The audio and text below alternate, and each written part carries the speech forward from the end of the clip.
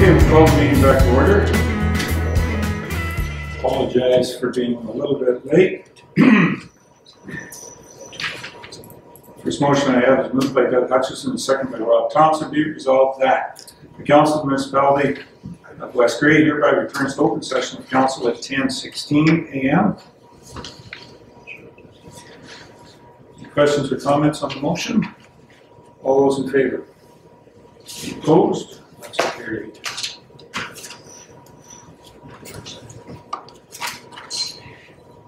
Okay.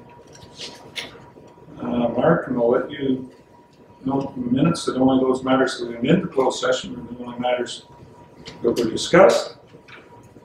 Is there any matter arising from closed session at this point in time? Carol. Yes, thank you, Mr. Mayor. I believe the discussion on the fire suppression plan for the construction should be discussed somewhat. We can look at that, and there are a few things certainly mistakes in it. We should bring forward. Do you want to bring those forward at this point in time? Is this proper time? We don't have filter. Well, let us get something arranged then that we can filter back. And we can bring it back up at that point in time. Okay, we'll see if he's available. Certainly there was a number of issues that Phil did bring forward with that agreement on the construction, and we're still looking for one on the facility, or on the fire suppression plant, on the plant itself. Yeah, the ongoing fire suppression. So we'll see what happens there. Okay, and we'll see if we can get Phil back to bring us update on what he's found in that agreement. All right. Anything else? No.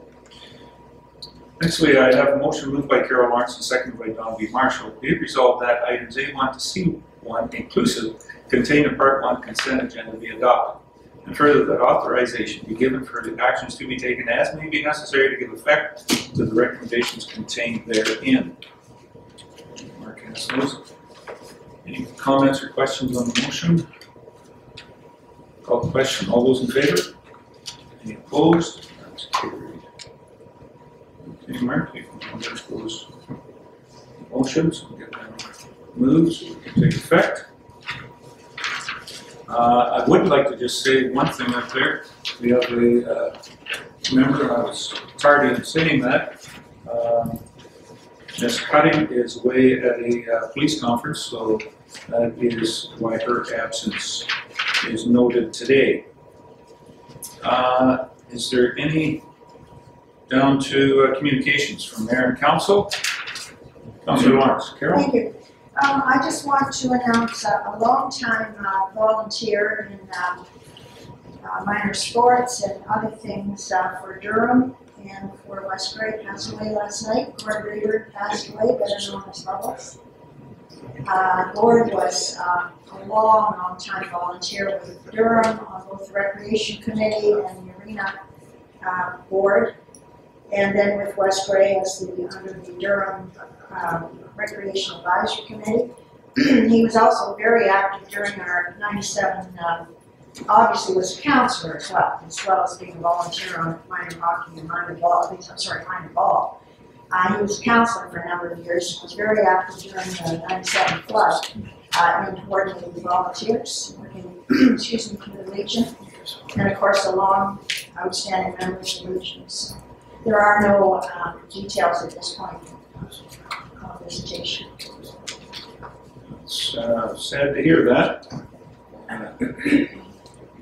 For Durham Minor Sports and the Legion, a very iconic member of both organizations and of the community itself, Durham.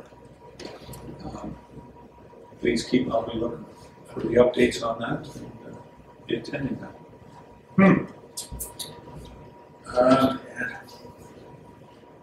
Any other council?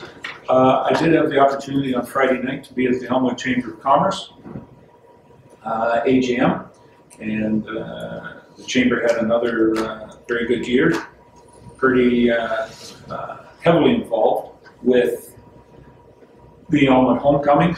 A number of their members, of course, in a small community.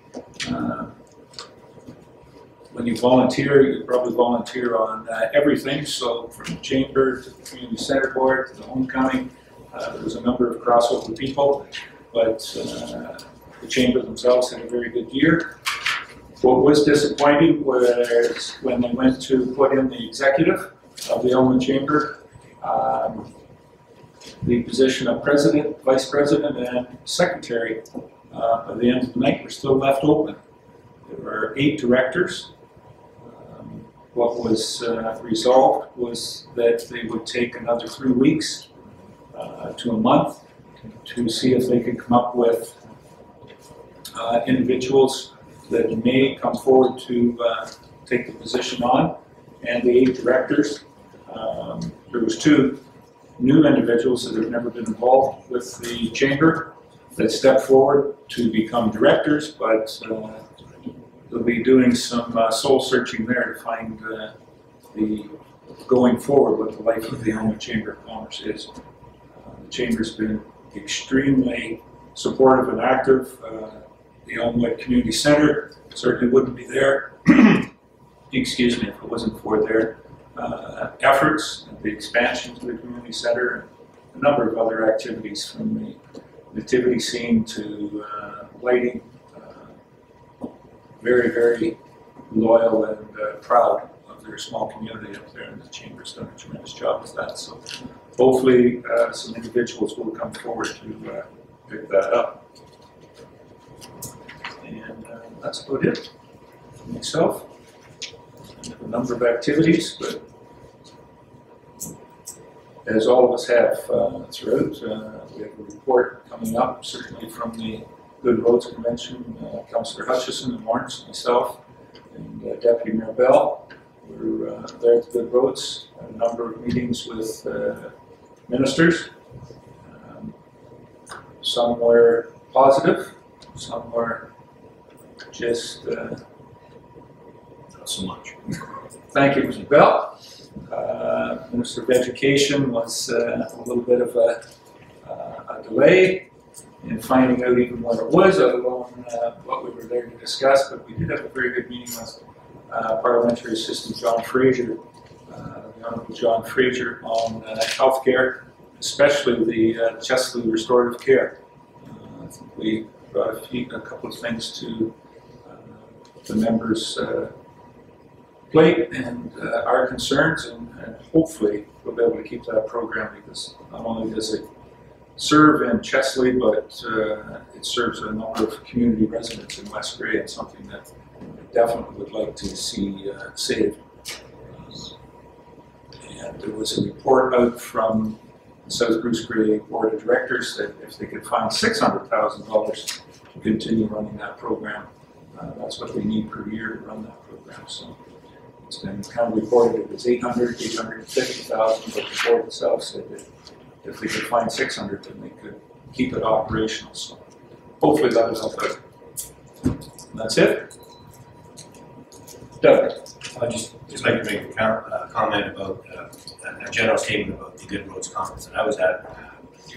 I went to the town hall meeting on Sunday, and I think it's fair to say that a lot of municipalities are having the same difficulties that we have in trying to cover all their costs of infrastructure based on their taxation base. That's just a common, general thing across the province. I think that municipalities are really struggling to make ends meet based on what they have for taxation coming in, property taxes. And so there was a lot of talk about shared resources and ways of generating revenues. So I think that's something that in the future hopefully we can look at and see if we can come up with some ideas of how we can help solve some of these problems with infrastructure costs in the future. There's So residents out there demand more services and look for ways to get that service to them. It all costs money, so we gotta figure out some way to either educate them as to what it is gonna cost them and what effects that will be, or what services they may have to sacrifice and prioritize. Very good. Okay, thanks, Ned. We're slightly behind, if there's nothing else from council. And we have two delegations this morning. The first one, Mr. Nanero. Lloyd, welcome here this morning. Lloyd, I think, wants to talk to us about our request on concession 14. And an individual that has, I believe, served a little bit of time on Bentley Council for 100 years ago. So, Lloyd, I'm going to turn the floor over to you. Go ahead. I was just wondering if that section of road from Side Road 5 to 10 was maybe slated for reconstruction sometime in the future. My driveway, I understand, has been condemned, except for agricultural purposes. And my son would like to build a house there sometime on that property, and that would be a different action of driveway. So just wondering if something could be done. And also the 10 Side Road. It's a very bad corner. I think it's even worse than my driveway. Maybe the two could be at the same time in the future. I just thought I'd bring that up. Materials there to work with the levels that we're not looking. Hopefully we can work something out in the future. One thing I will say for sure, Bentley, we don't need to import any aggregate. I think we have enough, especially in the north end. Right. The aggregate is there, it's available. Ken, I see Ken writing down anything. If you've got our Director of Public Works, will probably be more familiar with the 5-year and 10-year capital forecast. We'll take a look at that through the budgeting process. Lloyd, I can tell you unequivocally, I'm positive it's not on the agenda for 2015. But we'll see, working with Ken on developing that, recognizing, and I think you recognize that as well too, that there's a lot more demands than we have supply. That is the bad section of the road, though. There's trees you're giving right up the side of the roadway. The other end has been done, and I think we should be treating maybe something safe on the other end. Continue it on. Especially for that one block, this is the worst part. Okay. Consider that. All right, Ken, I see you've got that down, and as a request to work forward there, and we'll as we continue, as I said, Lloyd, working on that 5-year and 10-year capital forecast and the asset management. That one will be one that will go on, and we'll take a look at it. Okay. Thank you. Thanks, Lloyd. Questions? Councillor Marshall, Don, go ahead. The knolls, do you own the farm on both sides of the road where the knolls are? Not anymore, just one section south. So the knolls go back into the fields on both sides and Well, it's more or less level up the hollows. the level of the hollows going east and west, I mean north and south. So when they take the knolls off, we gotta leave the banks. I can't just cut the knolls out without pushing the banks back. Right. Usually that means going inside the fence lines. Some farmers do not like having their fields tore up, or if they do get them tore up, they want compensated for that. Sometimes more than what it should be. Even if my driveway was made safer, it helped out. So when we run into problems with the neighbor on the one side of the road, taking the knoll out, and no, he's gracious to give up his gravel free of charge for rehabilitation of the road. I don't think so. So it'd just be labor, machine costs. Like it's not the gravel hole, it's just machine costs. Well, we'll let Ken take a look, and as I said, in developing that infrastructure, the 5-year capital, 10-year capital, certainly need to take a look at it. From a road construction guy, I can tell you where the problems are, and not that great at being able to suggest the best solution on solving the problem. Is not building many roads. Built a few laneways, but that was only for a couple of hay wagons that went back there. But we'll I'll get staff to take a look at that and come back with us and see what it would cost. And maybe, as Lloyd said, maybe it's in the short term some maintenance on what it may take to make that driveway into the property to the south there. I don't know how much the load would have to come down to make it able to. Yeah, more safe and accessible. Okay. All right. Well, thanks very much for bringing that to our attention, Mike. And back out there and enjoy. I hope you're not tapping any trees, because you won't be able to do that for another couple of weeks anyway. Haven't done that for 2 years. Very good. Thank Okay. you very much. All right. Thank you very much, Mike.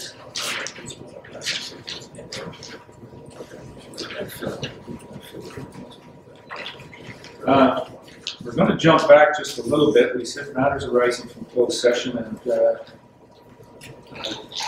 fire chief was more concerned on his part on the fire suppression and whatnot. And Carol, you had a question or Well, just, yeah, Phil to just comment? to bring some of the concerns forward. First of all, as was pointed out on the emergency response plan, this is for Gloria, it's not for next year and ongoing operation of the turbines, but in their external emergency contact list, there are a number of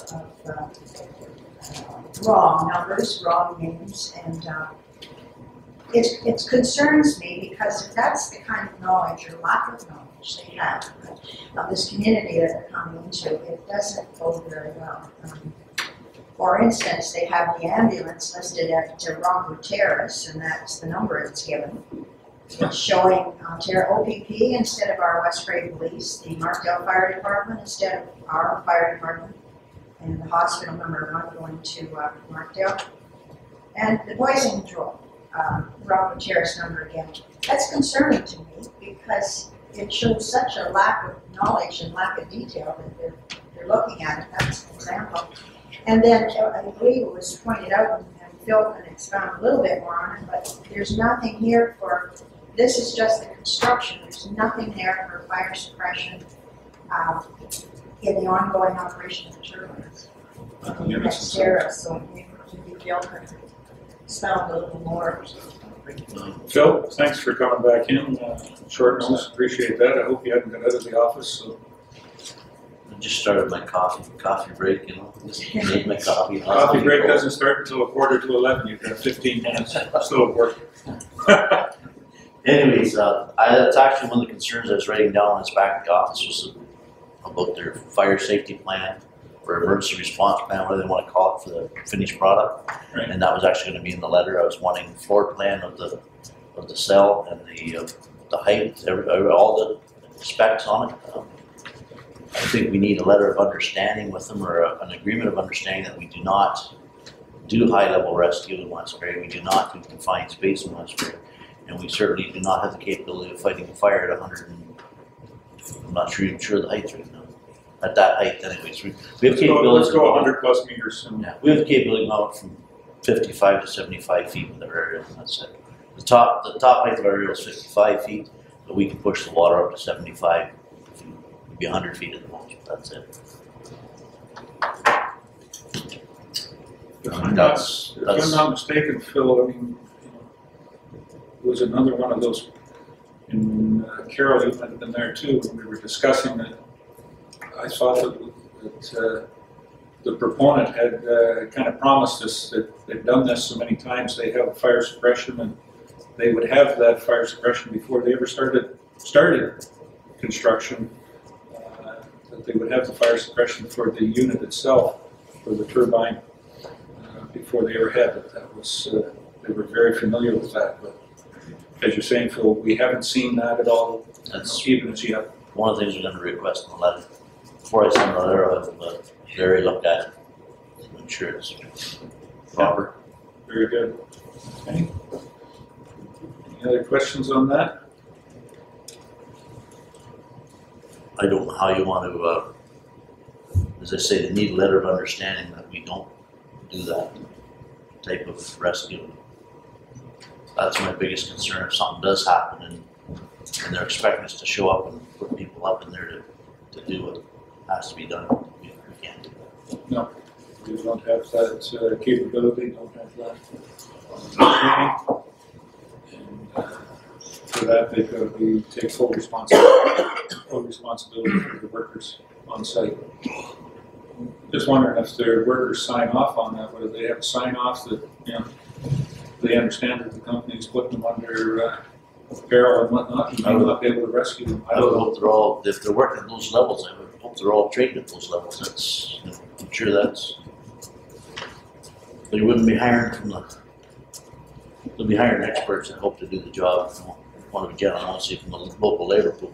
Well, you're right, and I hope that the experts that they're hiring to do the job are better than the experts that they hired to put the plan together and figure out where the operations in West Grey are. Yes. They use that phone, this will be some delays, that's for sure. Well, I know that we have EMS at Rockwood Terrace, but I'm hopeful that it can get out there that they understand that Rockwood Terrace is a long-term care home. I'm not sure many of the residents are going to be able to come out and help them at any time if they have problems.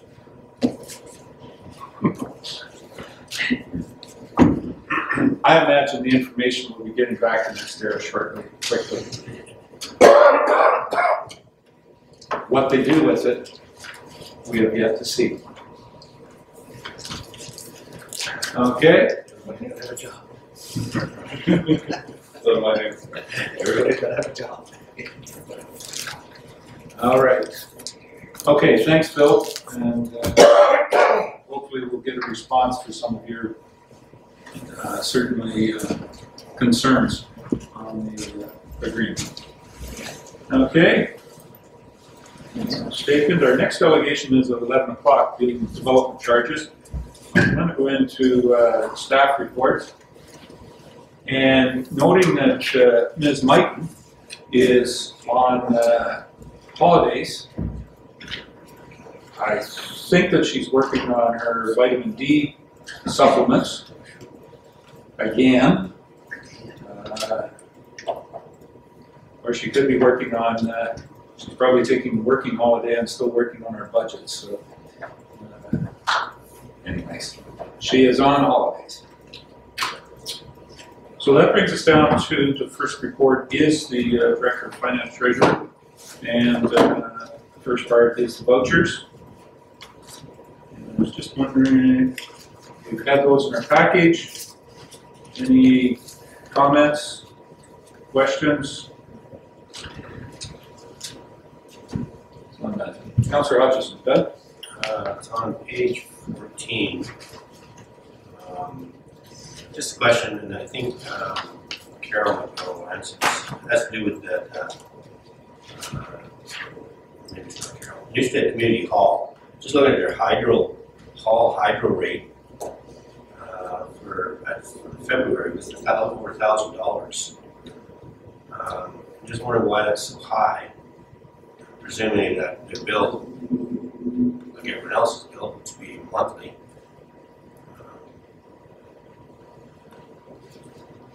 Doesn't that seem fairly high for a community hall? Well, I don't know if it's high. I think the town hall in Durham is around 600 or 700. So, Was that right? and that hall is used a lot. Yeah. And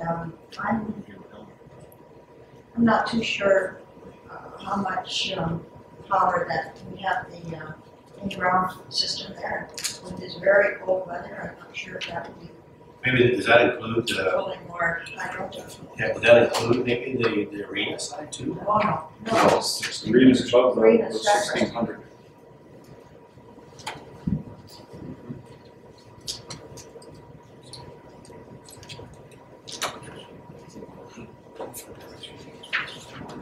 Unfortunately, hydro is not cheap. No, yeah, sure. If you look at any one of our facilities, it's extremely high. Okay. But I just I wondered would if think, that was I would unusual. think the cold, this extreme cold weather is, although that's January, and that's, January isn't too bad. February might have frozen your memory. January was cold too. Yeah, just not quite. Oh, yeah. It wasn't quite as cold. That seems to be normal.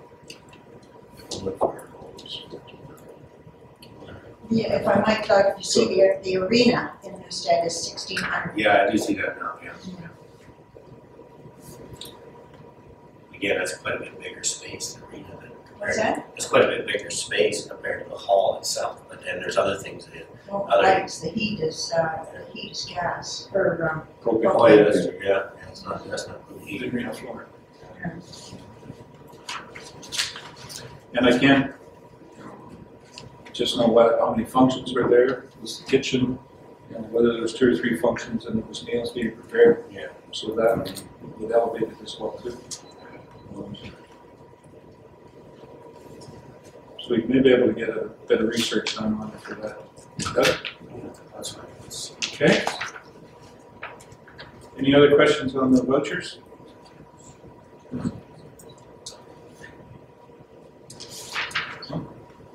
So I do have a motion.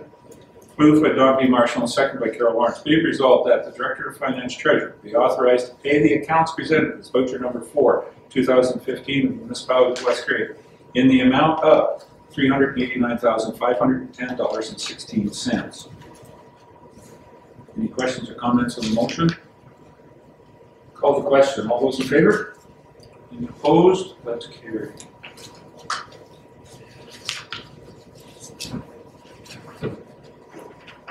Okay. I don't think we have anything else from the Director of Finance, other than to note, May 9th, 9 o'clock in the morning, we do have, is it 9? Yes, it is. Yeah. That we have, should I say May? Yes, sir. Well, it had an M in it. Thank you very much. Yeah. Sorry, Carol, I was looking, you were looking at, oh, it's March. I was thinking March 9th, yeah, as there's another budget meeting that Carrie has requested, it was in the consent agenda on the budget. And then, yes, and then after that is planning in the afternoon. Okay? All right, CMO Deputy Clerk. A good time. Larry. Just wanted to thank council for the opportunity to attend the joint conference, the Ontario Good Roads Association, the Royal Ontario Municipal Association session in Toronto last week. Very interesting. We asked for 4 delegations. We were shut out on 2, but we were able to get 2 at the last minute. We did some scrambling, but we were able to attend those as the mayor has laid out. They were with the Ministry of Education concerning the ARC process and the Ministry of Health and Long-Term Care regarding the Markdale Hospital, the closure of the rehabilitation unit in Chesley, and those 2 issues were brought to the forefront. We also had 2 joint delegations with the Ministry of Economic Development, Employment and Infrastructure and the Minister of OMAFRA in regards to the OSIF funding. One of the major points at this conference, well, there was 2 major points. One was that the ministry, the province started looking at decisions and policies and processes through the rural lens.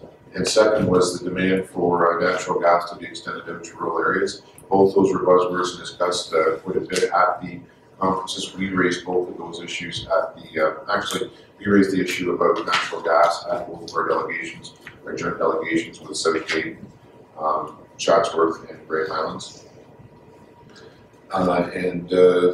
Also, we were very well received with our process, very encouraged in my opinion, and observation in our request for funding for the backbone for the fiber optics that we made application to under the BCF-SCF funding formula.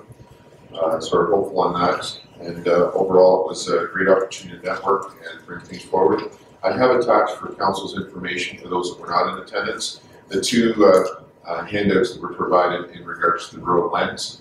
So they're also available for public One was from the County of Huron on rural lands. There was a presentation with the Mayor of Central Huron providing input on that. The second one is from Roma itself, which is the Rural Ontario Municipal Association, encouraging the province to look at a rural and northern lens, both for Northern Ontario and both for rural Ontario. So that is my report as it currently stands, Your Worship, and I thank you for the opportunity. No, thank you, and Larry, thank you for giving some actions. Talking points, it was one thing that was discouraging was certainly the lateness. We've had the requests in for a month and a half, and some of us were leaving to go down on Saturday, some of us were leaving to go on Sunday, and at 5:30 on Friday night, you got a BlackBerry message that we were going to have 2 meetings. Very difficult there to put any substance into a minister's brief at that point in time, because you certainly don't, if you're not going to have it, there's no sense in putting the time into preparing those briefs. So I thank you very much for scrambling and getting some information in front of us in that time. Carol? I just wanted to add a couple of figures I heard in relation to the gas. I went to one of the sessions on gas. And they were saying that right now there are only 200,000 customers in Ontario on gas. There's 700,000 without.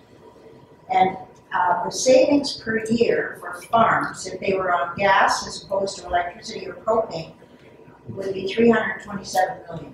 And they were saying how that then would go back. That's money that would go into the economy, not going into the alternate fuels. So, and I guess the announcement that came out, as you all know, 200 million loan from the province, 30 million grants. And that's they're not yet accepting proposals. We're trying to get it together. But that's a tremendous amount. That's a tremendous saving. We were on gas. Huge. And, they said if a farmer had 3 chicken farms, he would be paying $65,000 a year in propane. there still seems to be an abundance of natural gas in North America. Even without the fracking that we keep talking about, they don't need to get into that technology to be able to supply for the next 20 years. Will be available. Okay. Very good. Anything else, Larry? Oh, just that I do have a copy of the program that was sent. If anyone cares to have a look at it, it outlines the different sessions that were available to be attended, and it's open for anyone's perusal, either members of council or non-attendants or members of the public, if they so desire. Very good. Thank you.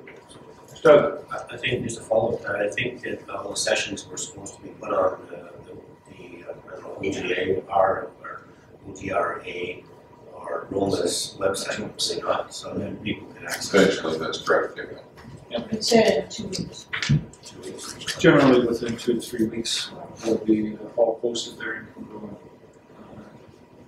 gather the information from there. Okay. All right. Thank you very much, Larry. We have 15 minutes. Want to do bylaws, Mark? All right. Well, we're going to do in bylaws. We have 3 bylaws on the package. The seminar policy number 11 is starter ball agreement with Great Highlands, and the regular confirming bylaw. Mark has those handed out.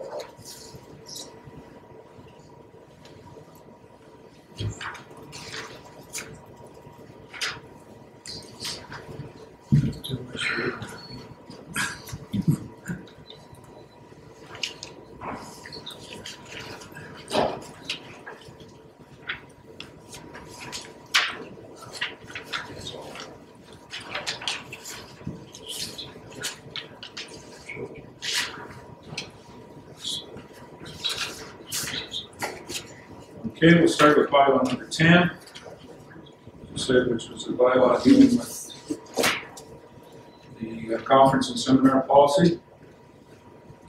A motion moved by John A. Bell and seconded by Rob Thompson. Be it resolved that bylaw number 10, 2015, being a bylaw to confirm a conference and seminar policy for council and staff, be now read a first, second, and third time, passed and numbered, and that the said bylaw be signed by the mayor, CEO, deputy clerk, sealed with the seal of the corporation, being engrossed in the bylaw book. Are there any questions or comments on the bylaw? Reviewed it. Seeing none, then I guess go ahead. the only comment I'd make is I would like to see the change that not only 2 councillors be allowed to go to any one conference. And that would sort of widen the conferences and of what councillors are attending. Just I think we get a better bang for our buck if there's 6 conferences and we send 2 to every one instead of 4 to one and none to another one.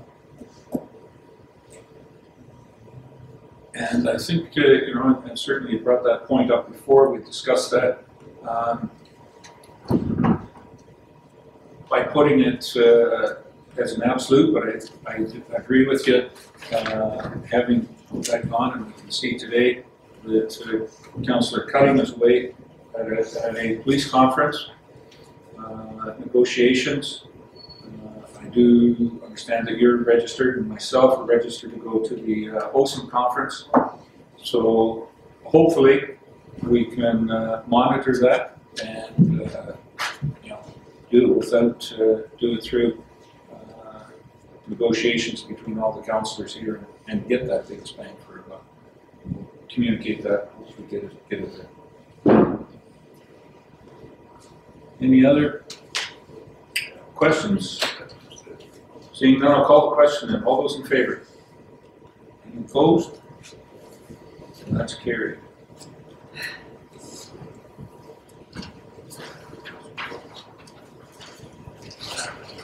The second one is the Stoddard Hall agreement. We operate Stoddard Hall in conjunction with the Municipality of Grey Highlands, basically on one 2/3, 1/3. 1/3 just being West Grey's responsibility, and it's a renewal of that agreement. So I have a motion moved by Don B. Marshall, second by Carl Lawrence. Be it resolved as bylaw number 11, 2015, being a bylaw to execute a funding agreement with the Municipality of Grey Highlands for Stoddard Hall, Priceville, be now read a first, second, and third time, passed and numbered, and that the said bylaw be signed by the mayor and the CEO, deputy clerk, sealed with the seal of the corporation, and be engrossed in the bylaw book. Any questions or comments on this motion? Doug? Since I am the representative on this board, I just wondered, it doesn't say in there about the amount, and like I said, we've only had one meeting, and I'm not sure how much budget was discussed. Do you know the amount that the funding agreement is? It's from my understanding, it's not a set amount, but Larry? I believe in the verbiage on the agreement itself, I believe is we're responsible for 1/3 of either the net loss to cover that cost, or if there's a profit, then we receive 1/3. So 1/3, 2/3, 1/3. Okay, I did see that. Are you good? Don? I just wondered historically, when that hall was built between Glenelg and Artemisia, I guess, has that always been the agreement?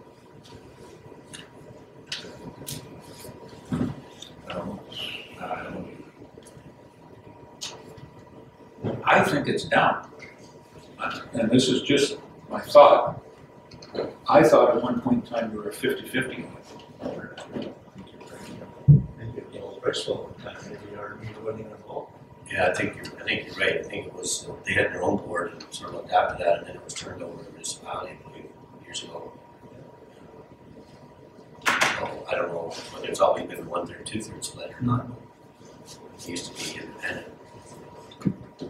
Yeah. But it certainly has been, it hasn't been a huge financial constraint. most I can think of was about $1,500 one year, when they were doing some capital upgrade that we put into that. I'm not certain. We certainly raise the Canada Day celebrations, and that's the major one. Yeah, I believe that's the only time that Priceville has a traffic jam. It's on the July 1st celebrations, and we'll have anywhere from 2,000 to 2,500 people on the minimum of the grounds. I think it's pretty interesting. Doesn't clog up the street or anything. It's Christmas time. It's a biannual thing, you know. It's not a year. And I think that surprisingly they have more police for the Christmas than they do for the fireworks and the Canada Day celebrations. Okay. Any other questions? Conversation, I'll call the question. All those in favor? Opposed? That's carried.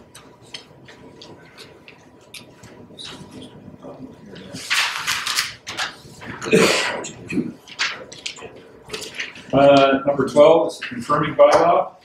Have a motion moved by Rob Thompson and seconded by Doug Hutchison. Be it resolved that bylaw number 12, 2015, being a bylaw to confirm the proceedings of the March 2nd, 2015 council meeting, be now read a first, second, and third time, passed and numbered, and said bylaw be signed by the mayor, the CEO, deputy clerk, sealed with the seal of the corporation, and be engrossed in the bylaw book.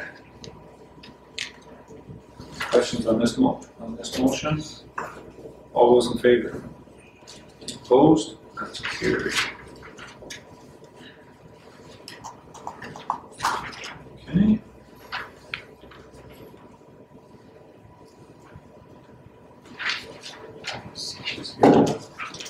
Yeah, we do have the delegations. Delegations supposed to be here at 11 o'clock. Nothing we can do with the notice. Our delegation is running just slightly behind, should be a couple of minutes.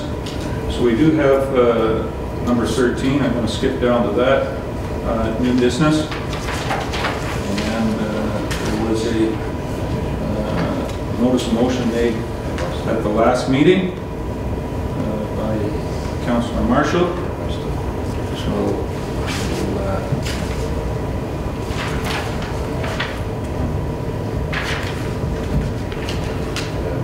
we'll have that one introduced.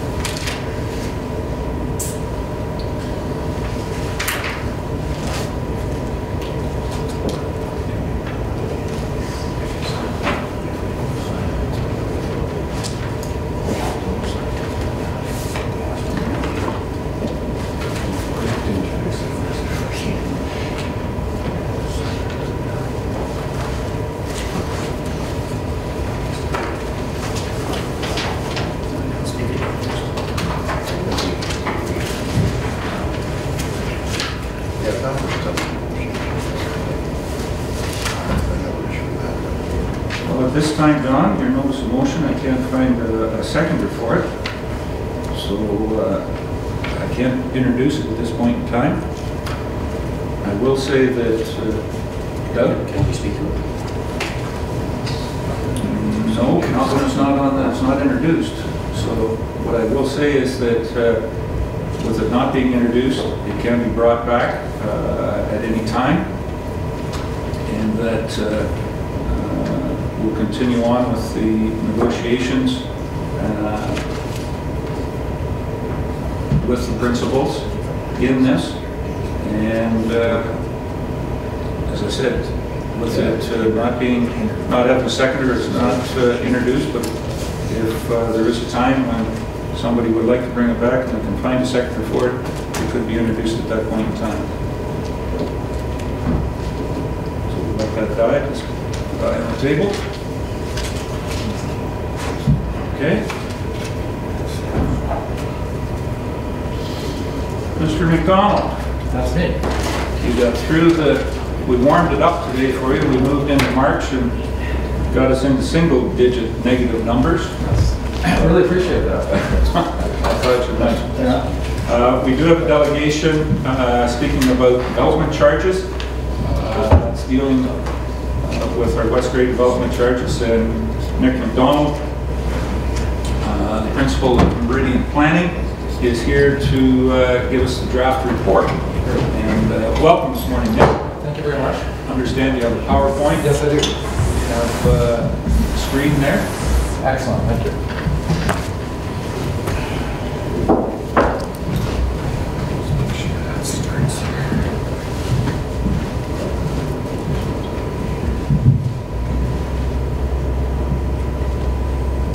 There we go.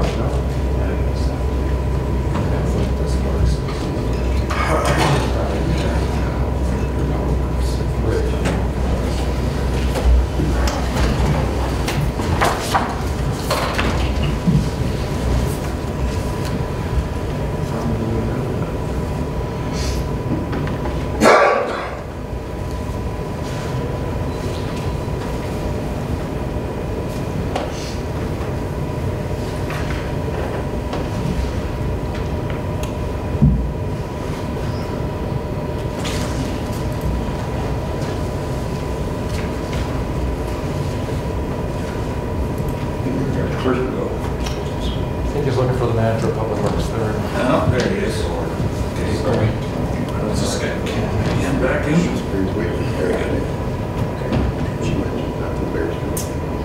All right, I think you've got the floor, Nick. Go ahead. Thank you so much.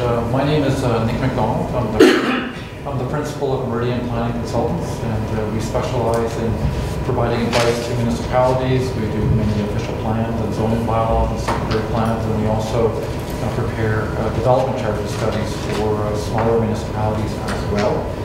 And we're here today I'm here today to provide you with an overview of the work that we have been completing for the municipality on the updating of your current development charges bylaw.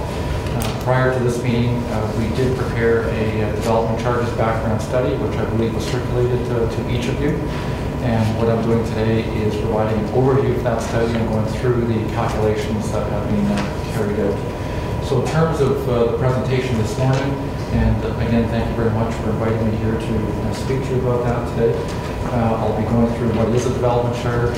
I'll be speaking a little bit about the methodology and the legislative requirements that go into preparing each development charge. Talk a little bit about the services that are eligible in this particular municipality. Talk about the details of the proposed bylaw and calculation, and lastly, what our recommendations are.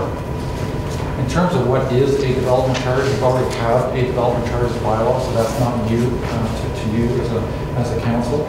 For those in the public, members of the public, a development charge is basically a levy that is placed against new development as it occurs, with that levy being used to pay for the increase in capital costs that are required as a consequence of accommodating new growth.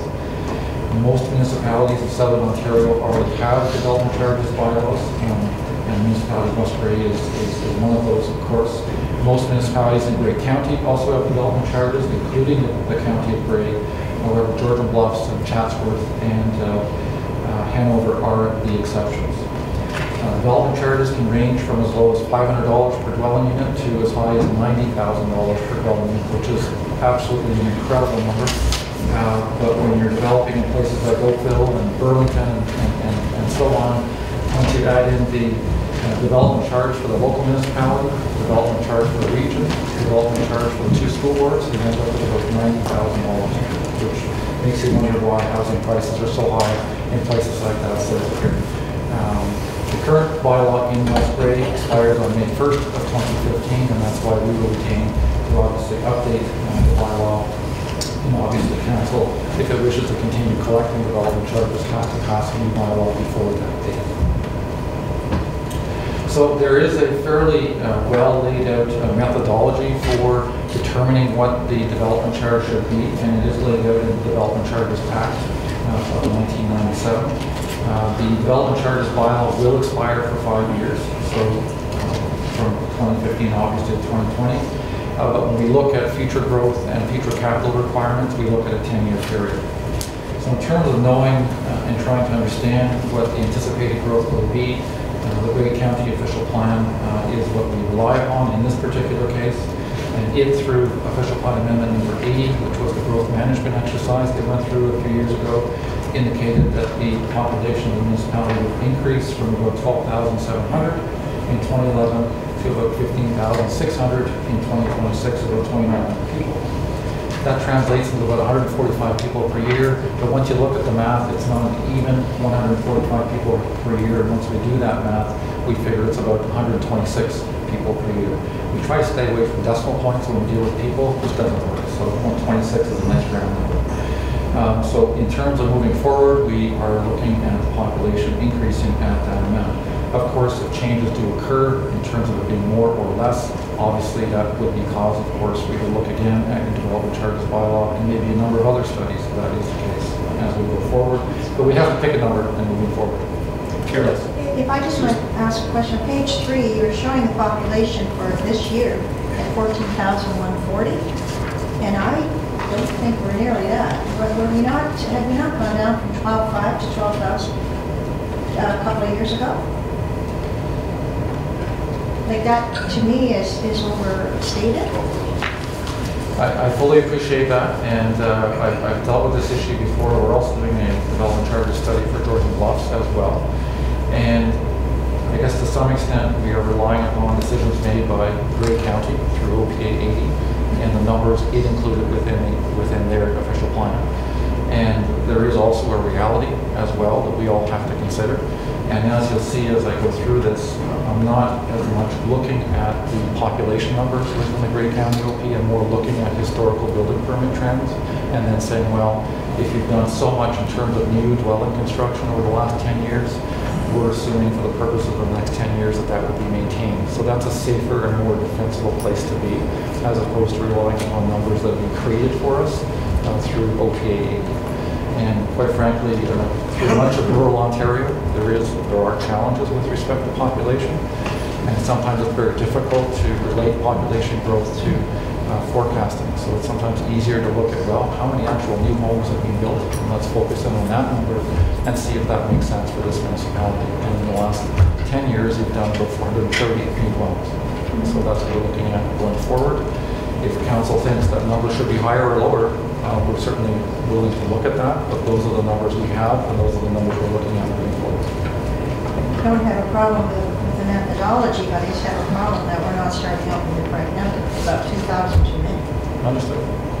So I guess there are a couple of options in that regard. We could make sure we have the correct number, and we could reflect that in here.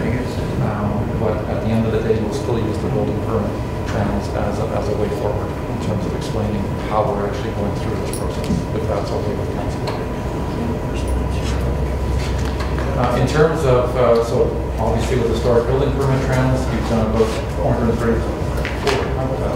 $43 million per year over the last 10 years.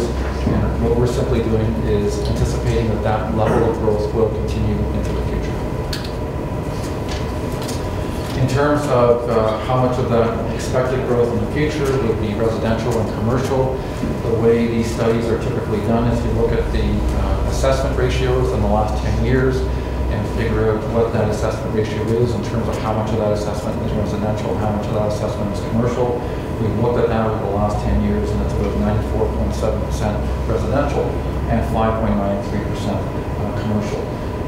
That's important because at a later point in the process, we have to divvy up the development charge between residential and non-residential development. So those are the numbers that we're using going forward.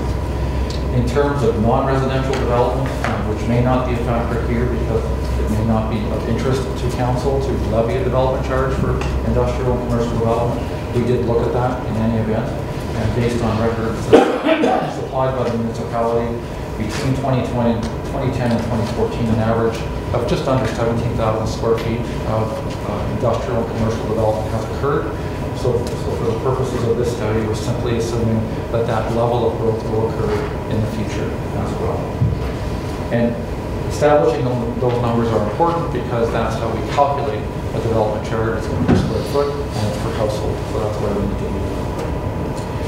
So in terms of the eligible services we looked at in the context of West Grade, we looked at, of course, public works, fire services, recreation services, library services, and general government. With that latter category, including both related studies and police services. And these are essentially the same eligible services that are now included within the current development charges bylaw. We didn't spend a lot of time with municipal sewer and water services. These are not services that are currently dealt with in your current bylaw. And when we looked at them, we came to the conclusion fairly quickly that there is quite a bit of capacity in those systems right now. And it would be difficult to make the argument that a development charge should be payable in a circumstance where that excess capacity exists. So we came to basically the same conclusion as your consultants did 5 years ago when this work was done previously. Next step is to establish the historic level of service, and basically this means looking at the last 10 years and figuring out what that average level of service is. This is a key part of the methodology. When the development charges study first came out before the current version, the development charges process allowed municipalities to identify the highest level of service. So they would pick the best year out of 10 and say this is our new standard and this is how we will collect development charges in the future. However, the Act now says you have to establish what that average level of service is, and you can collect development charges to maintain that average level of service but not go beyond. So in order for us to do that, we need to look at what the population was in each of the last 10 years. So this information comes through the Grey County official plan as well. And we established 2 different types of units of measurement. So one of them is floor space. So we add up all the floor space and all your public works buildings as an example in any given year, and we relate that to population and we establish a ratio. And that becomes your level of service for floor space. When we're looking at equipment and vehicles, we look at the replacement cost for those vehicles and equipment. So again, we rely very much on your staff. We gave them a series of spreadsheets and they basically fill them all in and tell us exactly how many vehicles there are, how much equipment there is, what the cost of that equipment is, what the cost of that floor space is per square foot in each of the last 10 years. And we just basically take that forward and we establish a ratio on that basis. So quite frankly, I don't do that work myself. I rely upon your staff to give me all that information so that I can run the numbers.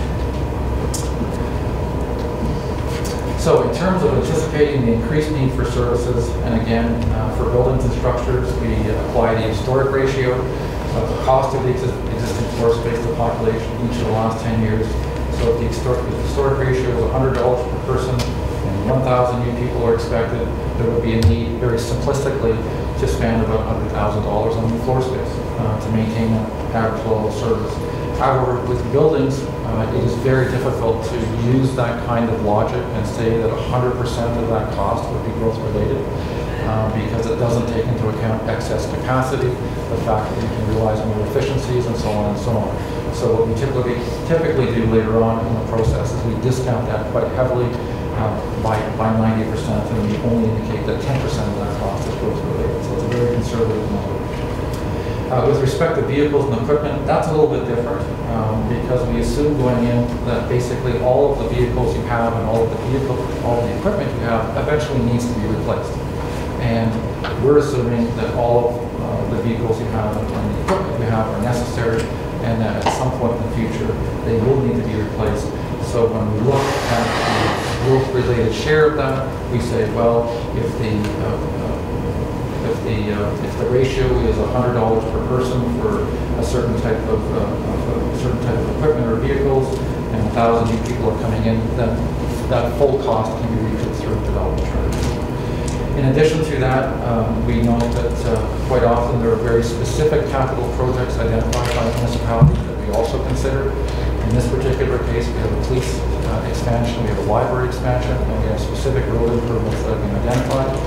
And the other one we identified in this context was the need for 4 new change rooms at the Durham Arena. So those are 4 very specific things that were identified for us as part of this process that we've also looked at specifically.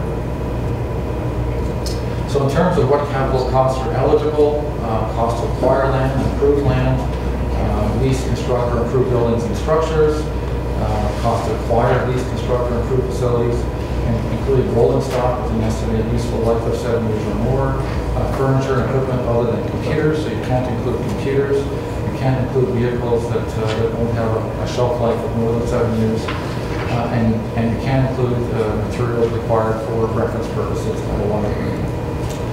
We can also include growth-related studies, and a number of those studies have been identified by our staff, which we'll talk a bit about in a moment. Obviously, operating expenses such as wages and maintenance cannot be included within the development charge. The cost of expanding a municipal office cannot also be included within the development charge. This was included within the last Development Charges Act because a number of municipalities were using the development charges process to justify expansions to municipal offices. And the province said, no, that's not what the intent of the process was. And so they took that as being eligible service.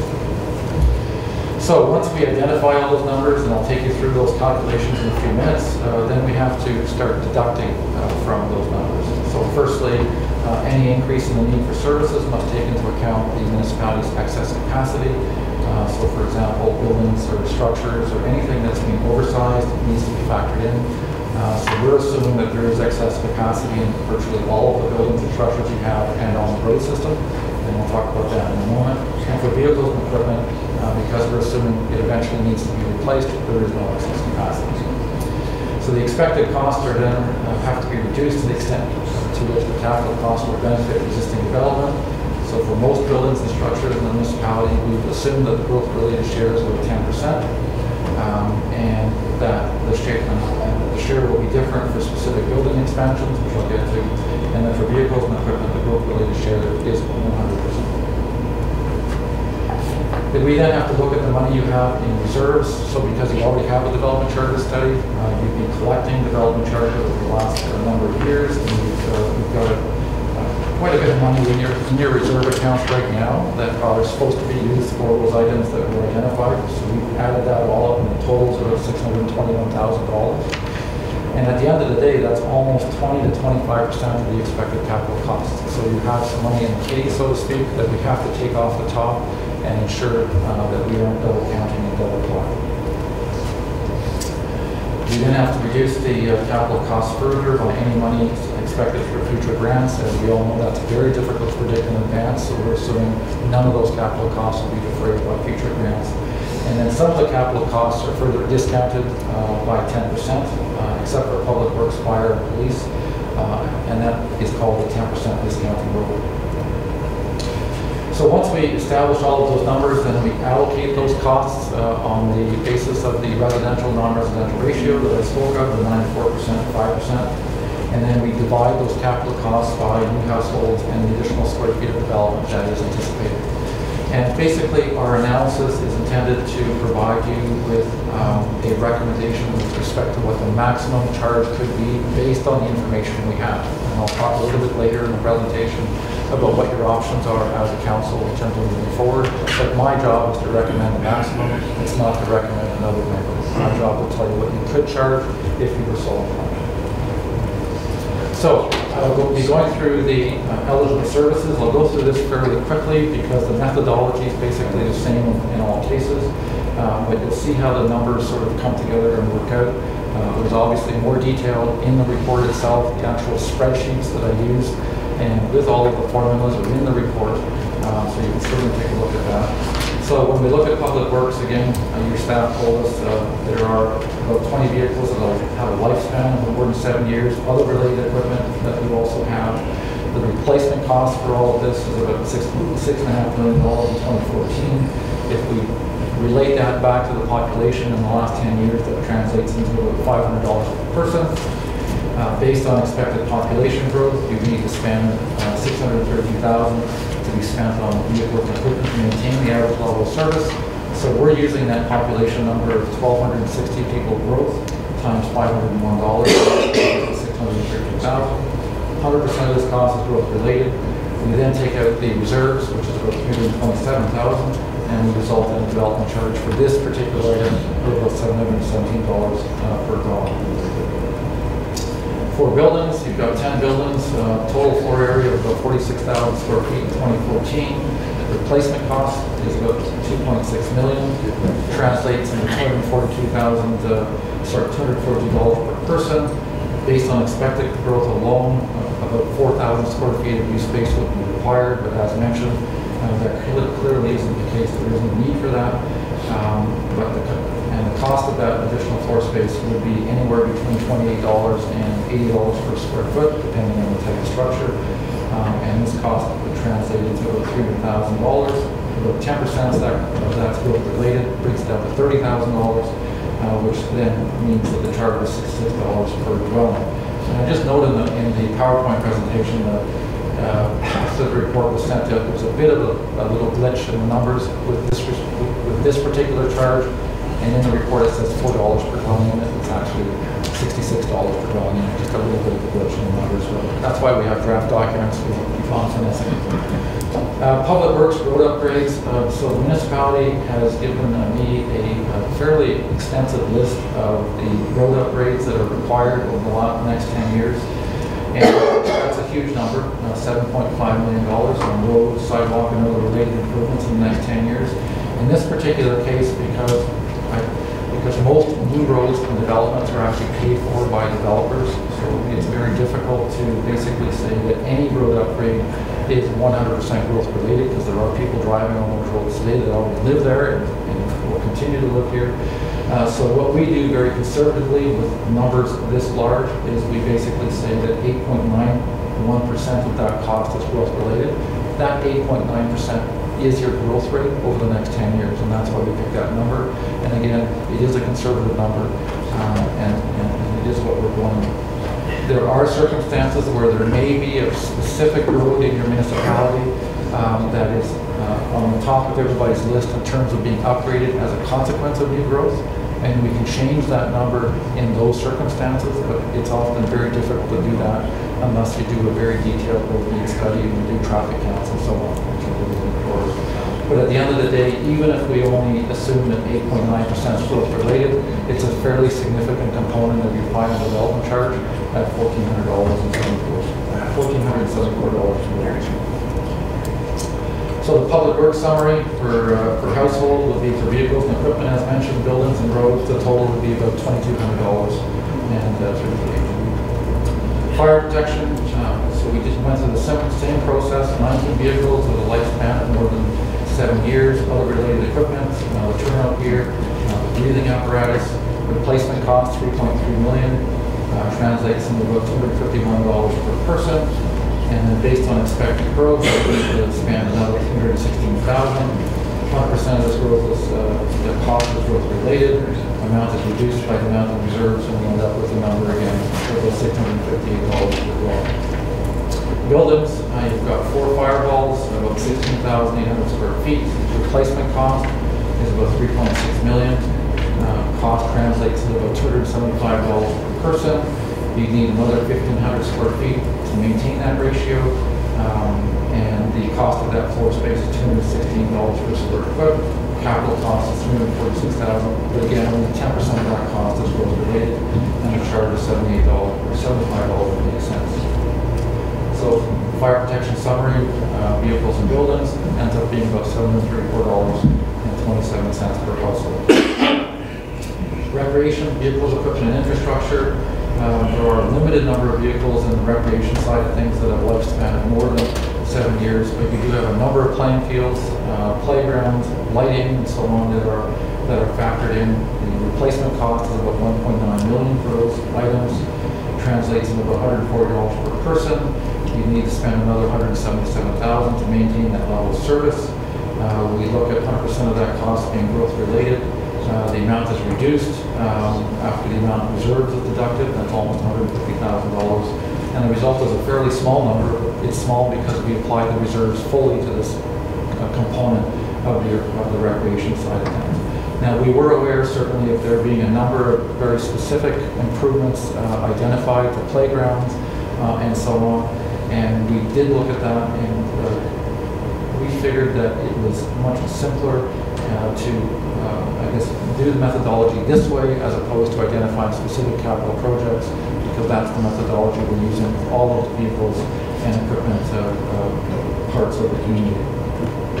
In terms of buildings, we have 3 arenas and community centers, 5 community halls, other related buildings, combined floor area of just under 120,000 square feet. Replacement cost is $13.6 million. That's a significant number. About $11.5 million of that is part of your arenas, which are big ticket items. Replacement cost value translates into an average of $1,021 per person. You need another 10,500 square feet of additional floor space based on maintaining that ratio. The cost ranges from $42 to 213 square feet based on your staff's estimates. That cost translates into $439,000. And then we say 10% of that cost is growth related, and then we have to take off another 10% because of the discounting rules of the Development Charges Act, and the result is $9 million per dwelling.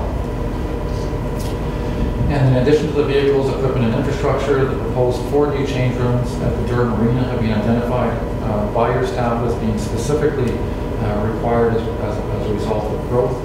However, we wouldn't say it's 100%, we'd say 50% because there's some efficiencies and economies of scale that would obviously be the result of that. So we're saying 50% of that expected $250,000 cost would be growth related. Yes? Yeah. I'm just curious, sorry. Just curious where that came from. And we have a plan somewhere that says we need 4 new dressing rooms in our arena. I'm not aware of. Somebody gave it to me. It came through Carrie, and Carrie basically ran all the numbers, all the spreadsheets I prepared through the various departments. And there was a capital forecast document provided to me, and included within that document was the forecast. I'm on the rec committee, and as chair, and I don't know anything with this. Okay. I don't know. I Might be 5-year plan, but Carol? Well, I think that's Ken's portfolio. So that didn't come from me. Maybe a 50-year plan.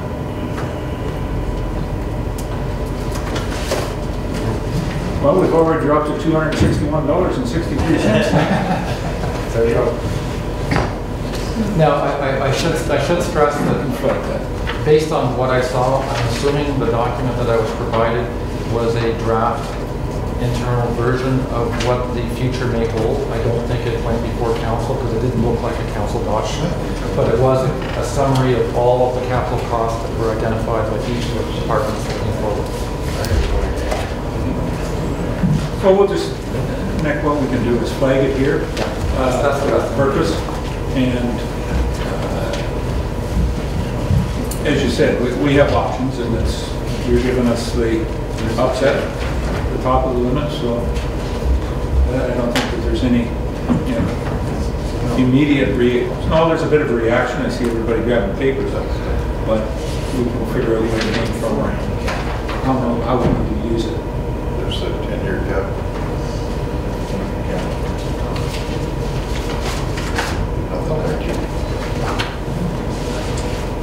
And that's fair. It certainly can be taken off later on. Obviously, this is only the presentation of the draft report.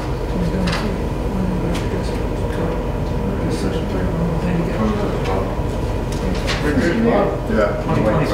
If I might, I mean, that's something we need to talk about. I can understand the need for larger dressing rooms and handicap shelves. We don't have them.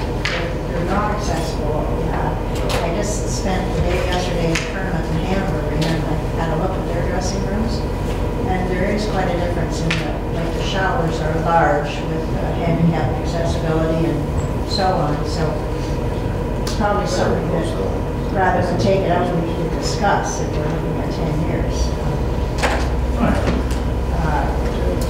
There's a need, it's just rather spread, that's all. Yep.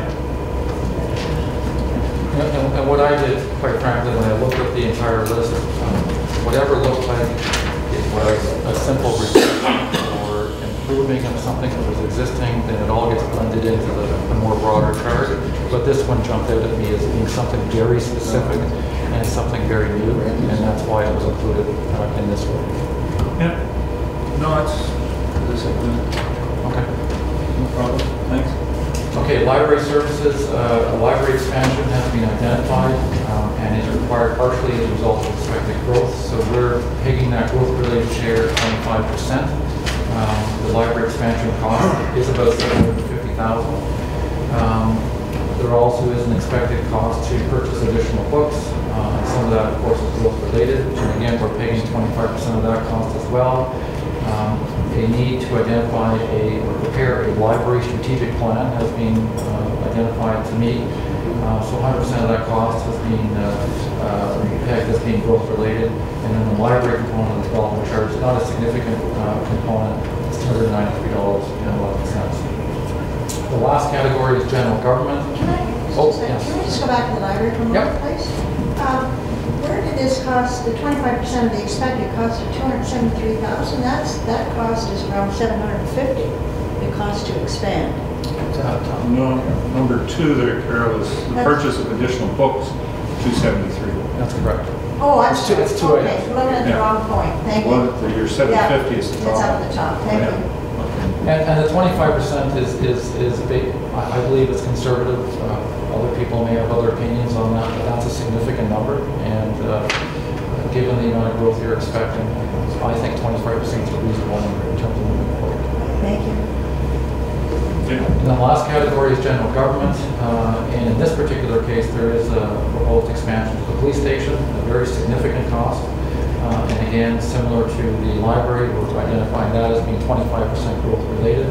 I should point out that the last development charges study indicated that there was an expansion plan for the police station. It wasn't at this number, and the cost was identified at that time as being 100% growth related. I have a hard time thinking that the full cost of an expansion can be growth related, so I'm recommending that we be a little bit more conservative with respect to our approach in terms of moving forward.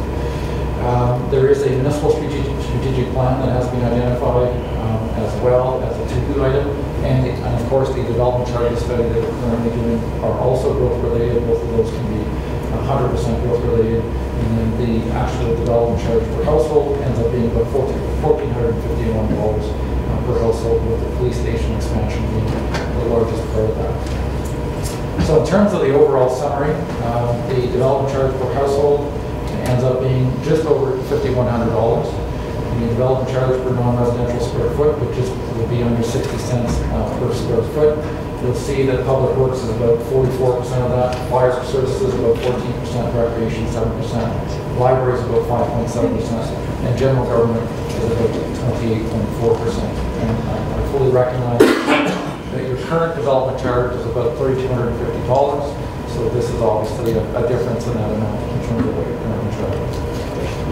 So in terms of the bylaw that will be going forward to implement this, the study, as I mentioned, identifies a number that is considered to be a maximum, but certainly it is a draft study.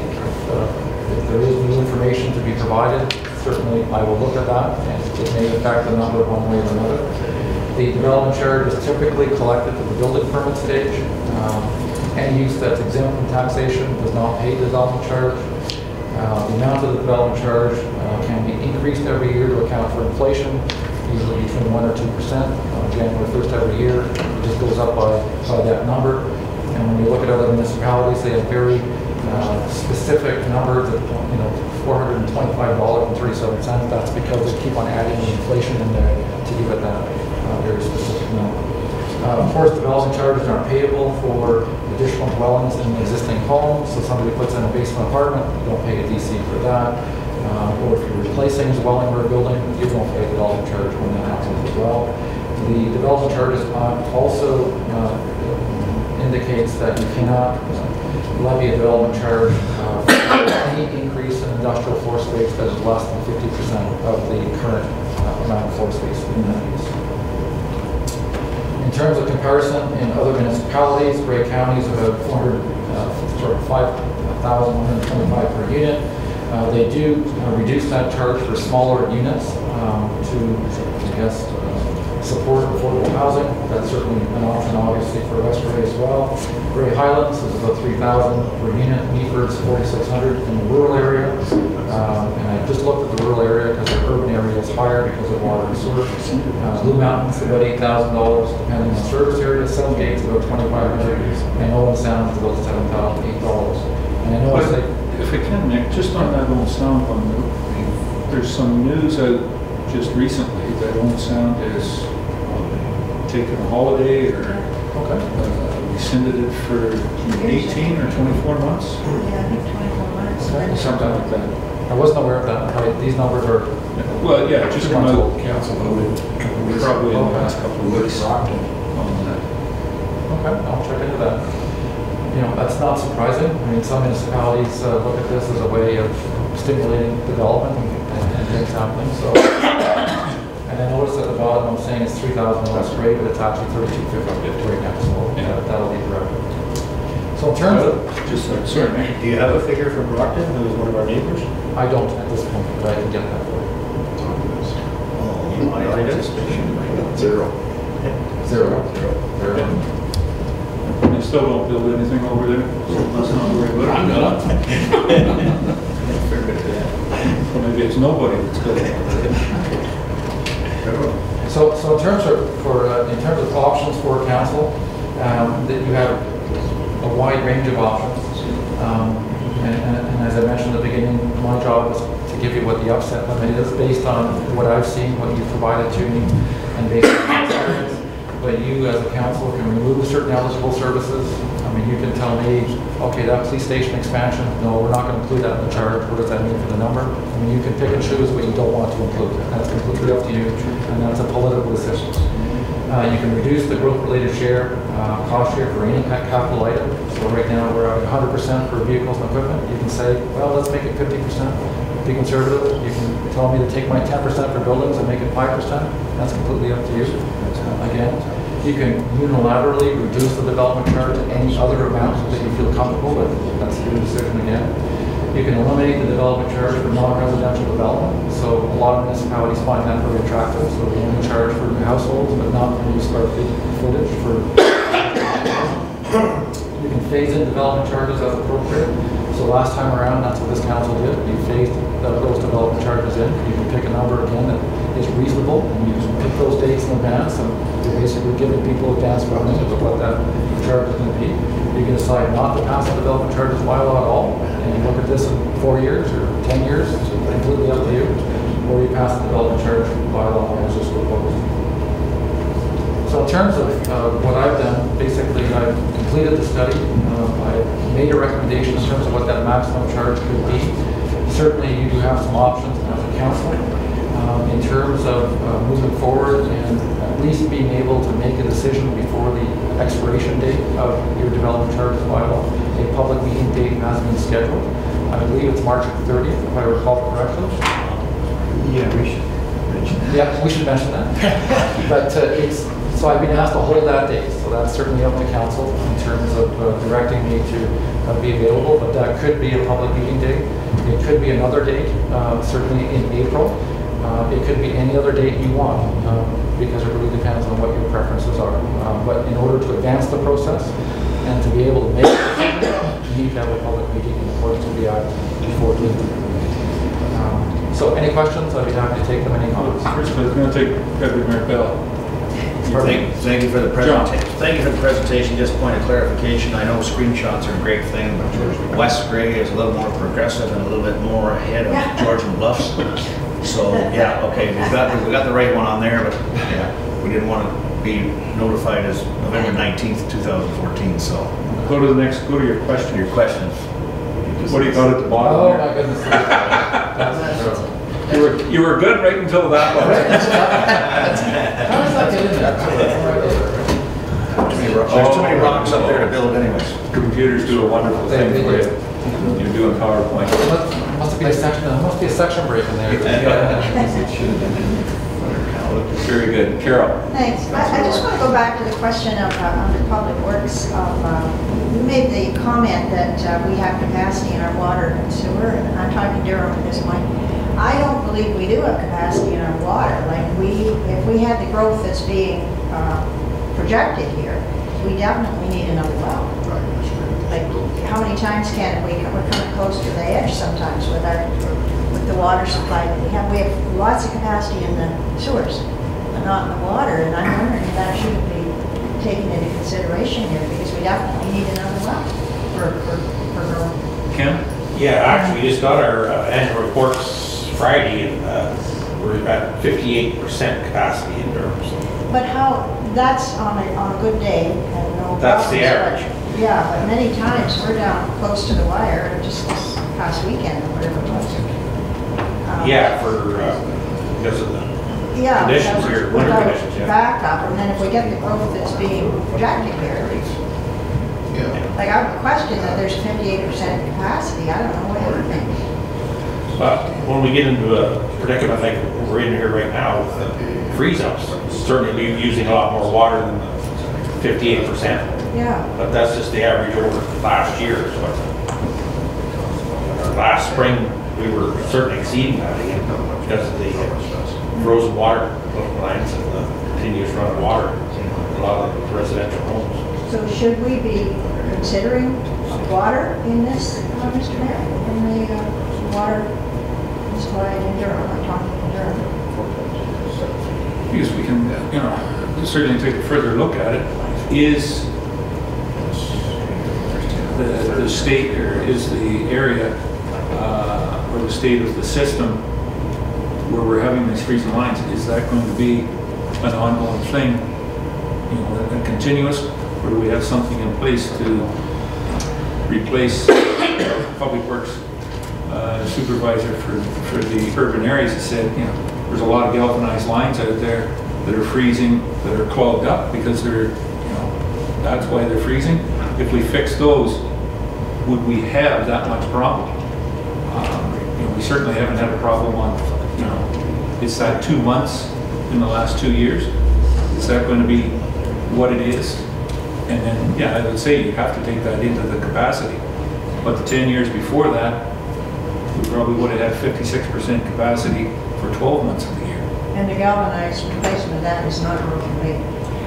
That's unfortunately No, operations. no, that's, it's not necessarily operations, it's the homeowner, it's from the curb stop into the home. And that's their responsibility, so, I would hope that new homes, those 43 new homes per year, the 10 or 15 or 20 of them that are being in Durham, that the contractors are very aware of galvanized pipe, and they're using either or copper or plastic. Sure they are. Oh, they're very progressive and understanding, technically advanced home builders. Doug, before I get myself deeper into it. Question regarding development charges. Is there a different charge for rural versus urban homes? At this time, no. At this time, there is not, because the decision was made last time not to include sewer and water. Basically, it's one charge for everybody right now. Well, I was just going to say, if you're going to include sewers and water, Then it would somebody be- really in the And country. that would be just Yeah, for just urban. for- yeah. Yeah, it would be an urban area rated. So the other question I had, I'd like to see your numbers, and I don't know how much you've affected, but based on actual population, which we talked about to begin with, the population was wrong. So if we take our actual population and project it, how much is that going to affect those numbers, sort of thing, over the course of your report? So if that could be corrected. I guess I'll certainly correct the population number in there, but the calculation will not change because I'm still relying upon historic building permit trends. So imagine for a moment, let's forget what the population is, but if we did the same 430 dwellings in the next 10 years, here's what it would be. So I'm not relying upon a number, and quite frankly, if you look at all the numbers in OPA 80 and compare them to all the municipalities, they don't really relate very well in terms of what's happening on the ground. So you use that as a guide, but we look back at the actual history of your own municipality in terms of what you've done in terms of new dwellings, and we're saying, well, if you think as a municipality you'll do 430 in the next 10 years, well, here are your costs, here's how it works out. The population number is almost a secondary consideration. Okay. We had 5.6% is commercial, 94% residential. In that commercial, is that agricultural? No, so farmland was not included in that. So if we did, the spread would be a little closer together. So farmland, managed forests were not included. So, and typically development charges, you don't consider farmland and agricultural uses in development charges. That's the last thing most municipalities want to do. So, but in terms of looking at buildings and structures and new households, we take that out of it for the purposes of this equation. So we focus solely on commercial and industrial, and you have a number of categories in that regard.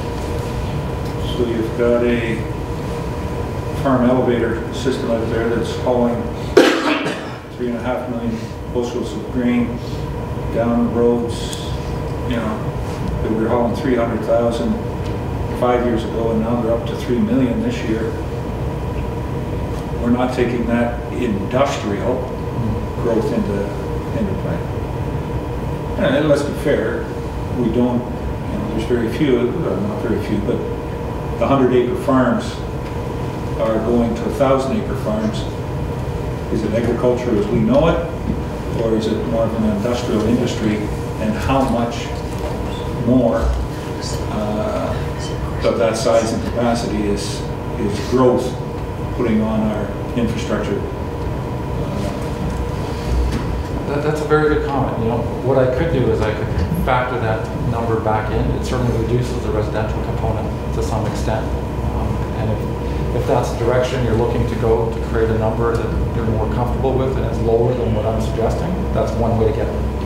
So what I could do for for a future meeting or the public meeting is I can have that calculation as well and say, well, if we did this, here's what would happen.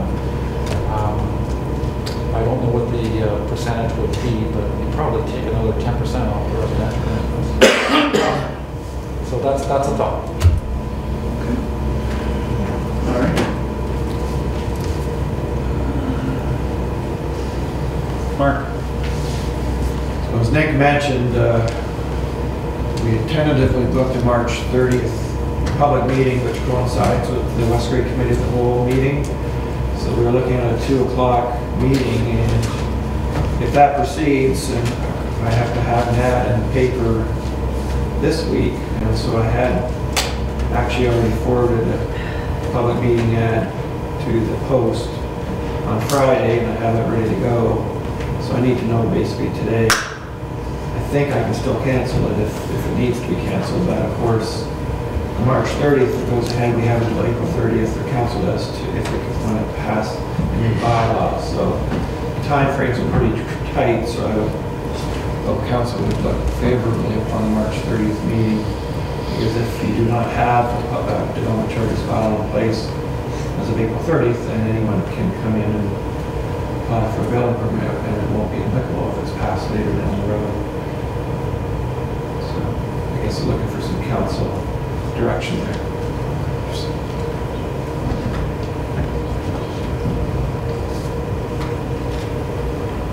Well, if we don't want to go with, don't want to have development charges, we just won't have the public meeting. We can cut it short right now.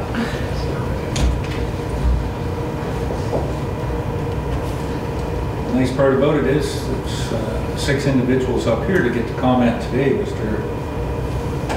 Public.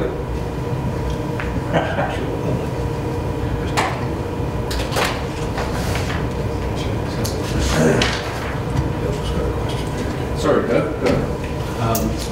I'd be in favor of going without development charge if we can afford it, and I don't know if we can afford it. So my question is this something we should look at next week in our budget meeting to discuss and then decide where we're going with it?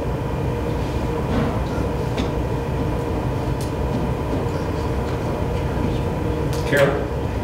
Well, I was just going to say, I think the budget is a separate issue to development charges. We do need some discussion, Mr. Mayor, whether I'm not in favor of no development charges, but I think we need to discuss the level. You know, going from 3250 to 5 something, we need some discussion there.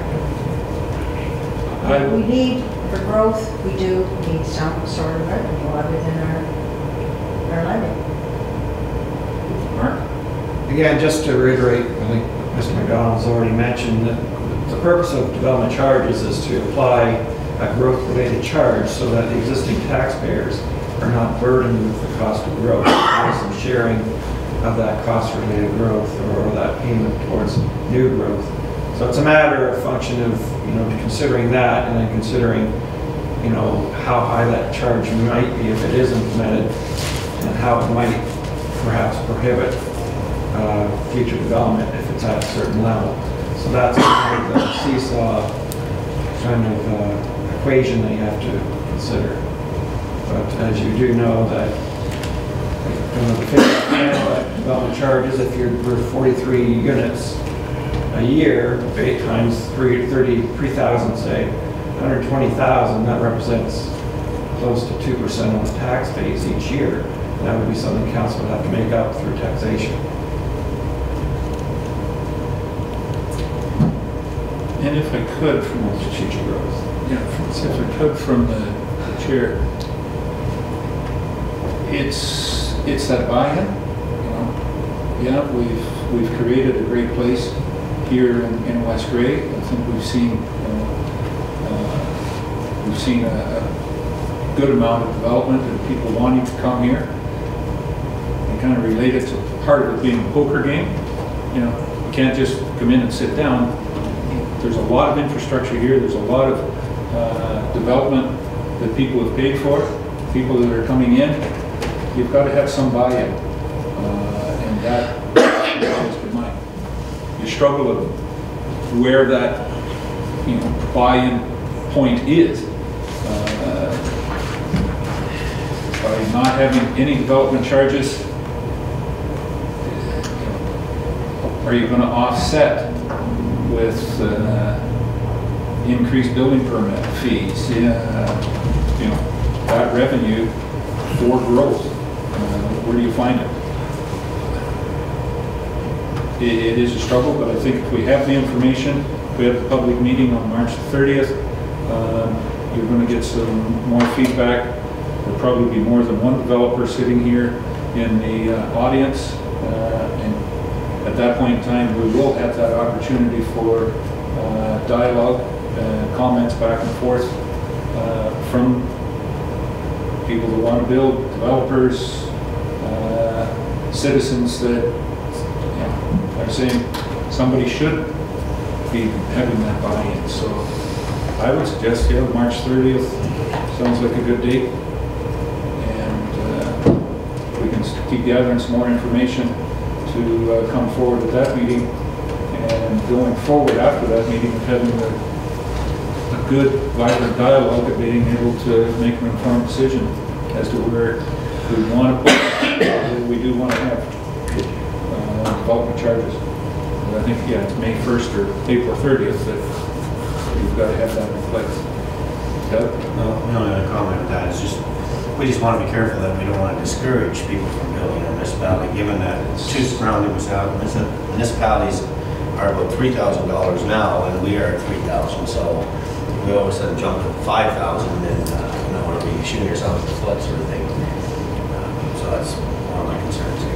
There's also one, we've got another surrounding municipality, and how far out do you go to gather comparators? We stuck just with Grey County. I think it's been stated Brockton doesn't have development charges. Wellington North's development charges $15,500, give or take, per home, per resident. It's in that, because they did jump. They had a huge projected growth, and that's where they went, and they went to that. Minto, I'm not sure, they're somewhere in that 3,500. Obviously nobody's at where Toronto is at 90,000, but and I'm thankful we're not Toronto. What's Hanover? Hanover doesn't have development charges. No. Hanover are almost triple on the building permit fees, though. So they're getting revenue through that. So. Yes. Yeah. keep, they promote it one way, but grab it in another way. So, say that. John? Yeah, Mr. Mayor, yeah, I agree with all the points stated here. I think if we could, from the staff report, if we might be able to get a little information. I was here, obviously, the last time we had this conversation about the development charges. We didn't take the full rate and all that kind of stuff. But if we had a little bit of information as to regard to the last, say, 5 years, as to maybe how many building permits, how many people were in Durham, what the rate of inflation has maybe been in the last 5 years to go along with that. Recognize that you can never predict the rate of inflation, but I don't think it's going to go too wild in the next little while.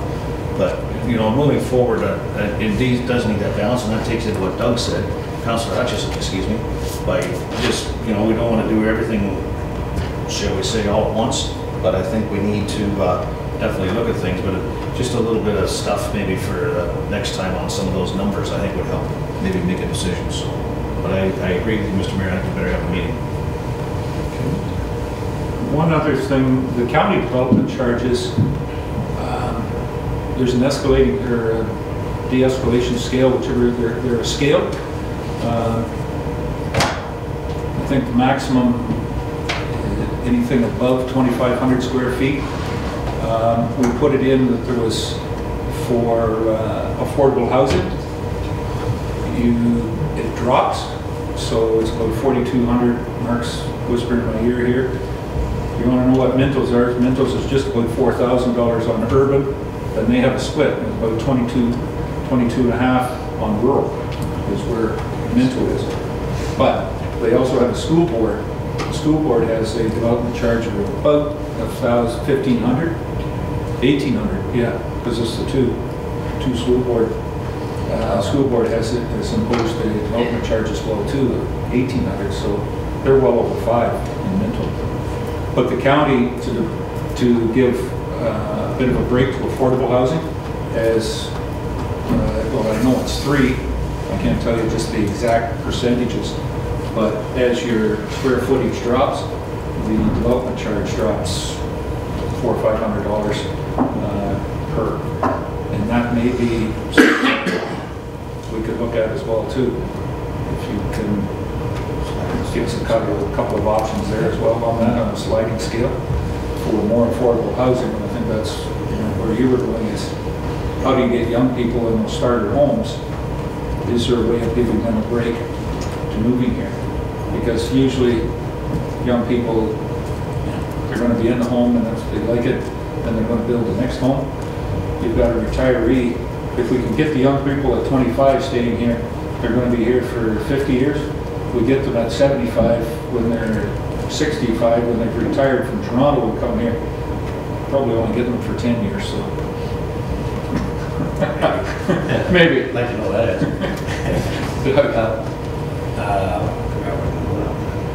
Sorry, I got you off on that one.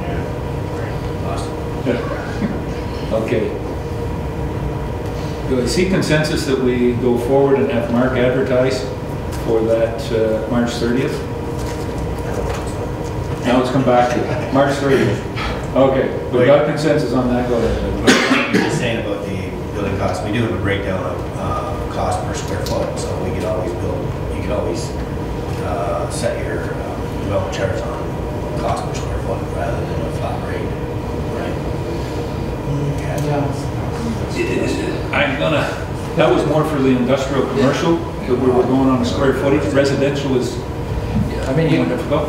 Just if you don't mind, I mean, you guys have a lot of great ideas about how you can do it. There are many ways to sort of achieve an objective. I mean, a simple one is if you're less than a certain threshold in terms of size, your development curve is less, even though the number of people in that household is going to be exactly the same as one in the larger house. So we're being a little bit subjective in terms of doing that. Other municipalities have reduced development charges if you're coming in with a green building.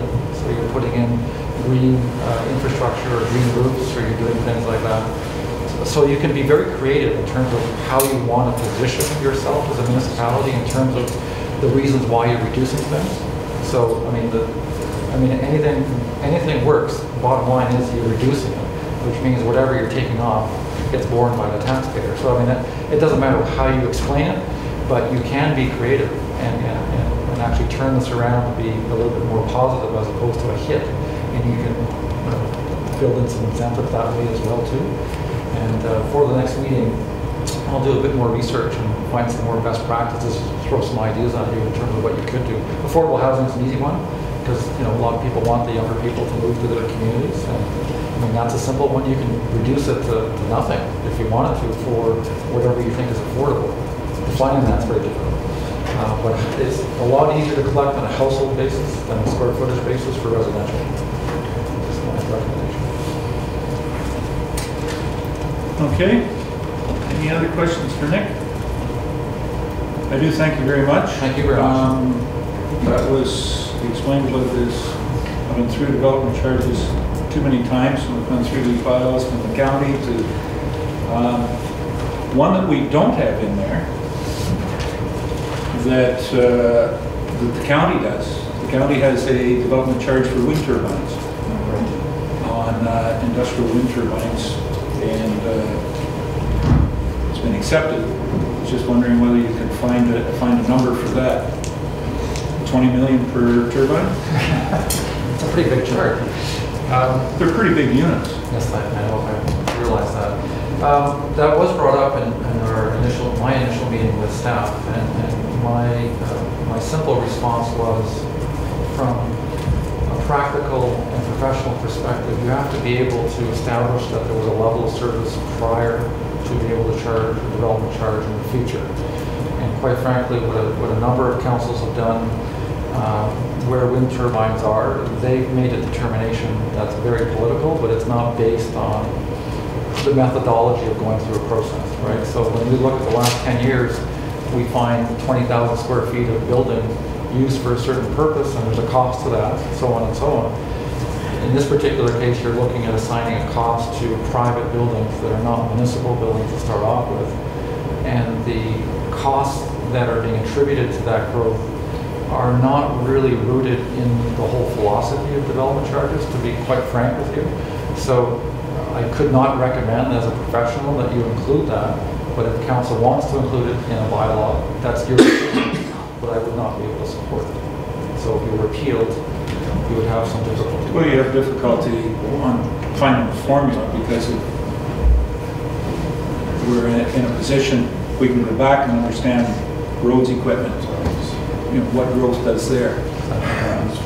The growth of wind turbines is so new, nobody's come up been able to get a formula on what that new growth has meant or means to the destruction of the infrastructure of municipalities. So, the county did, and I mean, it was obviously it wasn't appealed. Prairie Highlands, Southgate, the developers there felt it fair and equitable, and paid it. As I said, didn't appeal it, and they're continuing to put that money up, understanding their growth-related costs to business. And for those folks, I mean, that's the cost of doing business, so that's a decision they made, and that's quite frankly their decision. So what I'd be happy to do for the next meeting is just do a little bit of a review of that issue and identify what the costs are, and then it really is your decision as a political body in terms of how you want to achieve that. And if you want to add that in, well, that's something you can certainly ask to be added. And I think we had a discussion earlier this morning in the meeting on fire. What does this mean to our fire department? We don't have aerials to look after that. We don't have a number of other fire equipment. We certainly, what we've seen in the past already with this is the increase on our policing costs because there's been a full demand for more policing and more surveillance around these industrial projects. So, I think that it is something that's just being identified, and as you said, it's difficult to go back and extrapolate some information from prior practices going forward. We can make a political decision on it and relieve you of all pressure. Because at the end of the day, the development charges bylaw is about figuring out what you need to spend of your own money to maintain what you already have in terms of your own vehicles, your own buildings, your own equipment. So this is a little bit different because the thinking is, well, you need to spend money on equipment and vehicles to deal with something that's privately owned, that's not yours, that's new. So it wasn't ever really anticipated as an item to deal with through development charges, but a lot of councils are doing that. So I understand. Very good. Okay. All right. Well, if there's no further questions, thank you very much, Nick. Greatly appreciate you coming up today. My pleasure. Getting us into this. It is something that is controversial and it's not universal yet, but we're getting closer. As you said, Georgian Bluffs hasn't had development charges, but are going forward with instituting them here shortly. And I think that the other two municipalities out there in Grey County are recognizing the cost that it is on growth to the taxpayers that have already built the infrastructure and are paying for it to grow again. Because they need that extra revenue, they would recognize that. Okay, all right. Thank you very much. Thank you very Do you have much. any questions before he leaves from the gallery or not? Not today, Don. No? No. We'll do that on the 30th. But Now, he's probably going outside. You could ask him there. I have a talk outside. Yeah. No, today's not. when's new business today that we can ask questions? Is that soon? Just, You can ask council. We can ask council stuff before. yeah, just in about, unless we get bogged down here, it'll be about another couple of minutes. Does your timelines today allow you to stay for I'm another not couple gonna of make it minutes? allowed. All right. Okay.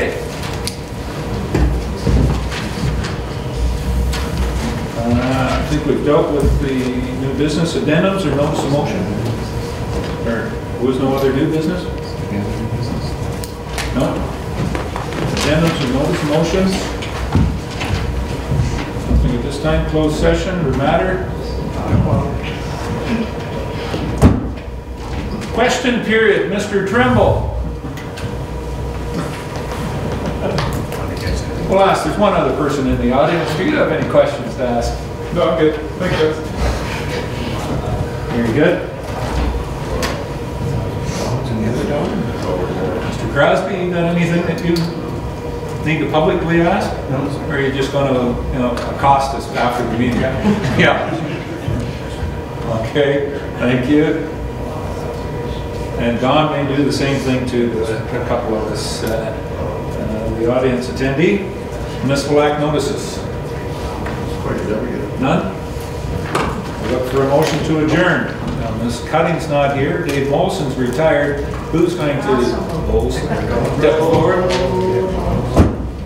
Meeting's adjourned. I'm going to withdraw my motion. Do you have a question, Mr. Tremble? Yeah, just a couple of points, and I'm not against development charges. There is a need for them, but I'd like to know the numbers from the last time we sat here on the wish list. Why do we have $671,000 worth of extra money? How much have we really used of that? Like, I don't think you're going to give Ken $7 million in the next 10 years to buy all new trucks and stuff. Are we going to spend $250,000 on library books? Are we going to, build new fire halls and police stations? Like, there's wish list and there's realistic. And as he said his is like, in a perfect world, that'd be great, but we're not in a perfect world. And the other thing is, right now in the town of Durham, I think there's maybe, without new development, maybe 21 lots left in the town of Durham. So he comes up with this number saying 430 new houses. We know how difficult it is to get a severance out in the country now. Are we even going to have those kind of numbers to even build? Newstead's probably our best. Probably if you guys were looking to invest money, we should all go to Newstead and buy all the land up there, because that's probably the next place that's going to be available. Unless somebody comes into Durham here and spends $2 or $3 million to develop land, the numbers aren't going to match. But I'd like to have a comparison from the last time we sat down and see how much of that money we really spent. maybe and it's being challenged now in different areas right now of development charges. They charge us way too much, and they're finding that they're wasting the reserves because they're getting caught on this. So we should look at that to see, are we really using that $3,200 for stuff, or is that just going to keep going into reserves and reserves? We can get those numbers for you. I know each year we have withdrawn or had some development charge funding. The last time, though, our formula was on very specific projects that we had, and you know, is this one growth related? Did we hit the right roads or whatever? And that has caused us, you know, maybe have a little bit of that reserve. The way this one's being set up, we have more flexibility in how to use that mark. I think the other important issue is that council in the last development charges probably only levied half of what the cost could have been levied. So even though all those projects may not have been done, the development charge maximum was also not levied as well. So that would maybe account for some of that give and take. And with new development, it comes up. I mean, we always say put the burn or whatever on the old people, but you know what? On the old properties in town, but with new development, it actually helps them out as much as it helps new stuff, because the house I built down on George Street in the last 10 years probably made the house across the road worth $100,000 more. So with the assessments, you're getting more taxes. As you build new stuff, old stuff becomes worth a lot more. And with the water situation, you know what? Where's the water problems? Is it on Durham Road or George Street or over by Tim Hortons? Like, it's not on new development. No water problems there. It's on the old parts of town that we're paying for water from people's street in, which isn't. That's their problem. That shouldn't be. We don't pay for them. Yeah, we are. We're in thawing them out. We're fixing them. You're paying for them. Fine. Yeah, that's a cost, and they're not brought up to standards. Like, you know, we're addressing that's something that should be something. And then, you know, and I own some of the old places, so I know mine are going to be dug up, fixed, and you know, not put on there. But I just think development charges is touchy. 10 years ago, we got a permit in the town of Durham for $2,500. Everything included. It's $10,000 now. Mm-hmm. So has your wages gone up that much? My wages? Anybody's wages. No. That's just that part of the land. You know, and the other thing, new development is a lifetime rental. There is a need for it, but I just don't want to see it jump out of. And I see Dundalk is doing town country different. Dundalk's getting a new charge, like $3,200 more for in town. They're going urban. Yeah. And we've discussed that here on the position with Minto. You know, we've got an urban charge, and that's under the water and sewer, which is big. Yeah. You know, on using up that capacity. I think you've done a fair bit of work a number of years ago in Orangeville. Yeah. And how they're being challenged right now. How those charges have gone, you know, where they went, and you know, we'll certainly take that into consideration. And I guess we should look at our capacity. Do you really think we're never going to fill Newstead's capacity ever? In right capacity they got, so there's not going to be that charge ever for. Well, I would suggest I never thought that Snellgrove would have more than a general store and 3 stores there, or 3 houses there either. I guess that was 30 years ago, and now here we are. I guess it's really large. I guess it could be, but the way the population is growing, yes, it's just. Well, the way the population isn't growing because we've got closed schools because population isn't there. And of those building permits, you said, how many of those were burnt, fires? How many of those were farms being torn down, new houses built? Like, he really didn't give enough information for what he was. It was kind of I went through that stuff last night. It really wasn't to me, a good report.